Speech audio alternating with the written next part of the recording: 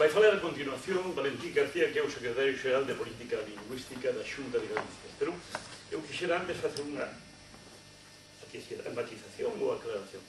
Eu fai máis de 30 anos que coñezo o alcalde de Paradela e creo que teño unha relación xeitosa con el e entro no seu despacho como na miña casa. Pois con Valentín García pasa igual. Conocí no fai ano e pico e entramos no seu despacho como se fora a nosa casa. E cando lle falamos de proxecto Manuel Rodríguez López, abreunos todas as portas. E non me refiero ás portas económicas ou ás portas físicas, non as portas daqui dentro.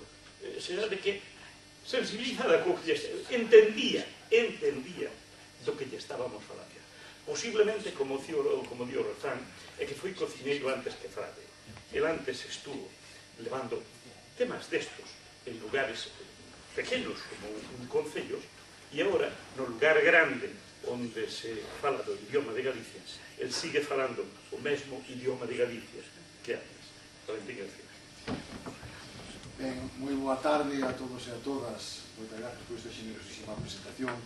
Fai ao amigo, notase Xulio Xiz, tamén saudar os compañeros de eso, o señor alcalde de Paradela, presidente da Real Academia, Yolanda Díaz, unha gran amiga e representante da nosa Galicia emigrada e moito máis, tamén a viúva e demais familiares de Manuel Rodríguez López, e tamén ao presidente do PEN Club, que xa nos acompaña, como non Antonio Riz, e tamén a Alfredo González Vilela e a Carlos, que tamén que nos sorprendeu coa súa música, tamén o amigo Xosé Lois, escritor de referencia que sempre nos trae as terras de Barcelona e como que non as terras luguesas tamén a cada acto cultural que nos atopamos.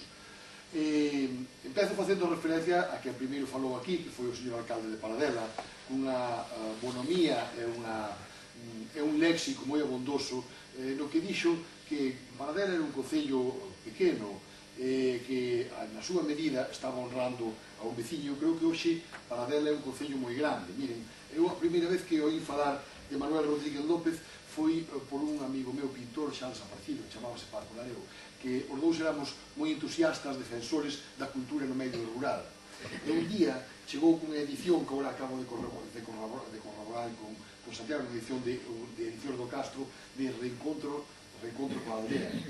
Eu non sabía quen era Manuel Rodríguez López, pero quedeime con aquela idea daquele home que levaba tanto tempo emigrado, tanto tempo nun sitio tan distinto ao seu natural como era Barcelona, e con que paixón falaba da volta ao mundo rural. Os que nacemos na aldea, os que nacemos no mundo rural, sabemos que iso levase sempre dentro. Esteas onde esteas, en Barcelona, en Madrid, Nova York, en Bolonia, dá igual. A aldea sempre vai común a todos os sitios, mesmo aínda que non se volva a ela. Dicía agora Xulio que os que saímos dos sitios pequenos e traballamos coas cousas pequenas sabemos ben da importancia que ten cultivar este tipo de efemérides, este tipo de poetas, porque é un poeta maior. Manuel Rodríguez, a que despois, por indicación, porque me indicou Xulio, fun coñecendo un pouco máis en profundidade e fun me interesando por este magnífico proxecto que tedes para recuperar a súa vida e a súa obra. Así, en realidade, é como se fai un país. Un país faise de abaixo arriba. Faise construindo e tendo como referencias homes como Manuel Rodríguez López, que o que fixo foi darlle altura, recrear literariamente cunha gran calidade lingüística e literaria, sen esquecer nunca o seu lugar de referencia e a súa lingua, algo moi importante tamén, por moito tempo que estivera fora. En realidade, o que fixo foi darlle dignidade literaria àquela cultura na que naceu. E iso, como antes se fixo referencia aquí, a mí gustame moito facelo porque o levo facendo toda a vida. Entre outras cousas, porque fui un alumno de Xesús Alonso Montero, e iso explicounos nas facultade compostelana dende moi pronto que era un dos nosos grandes labores.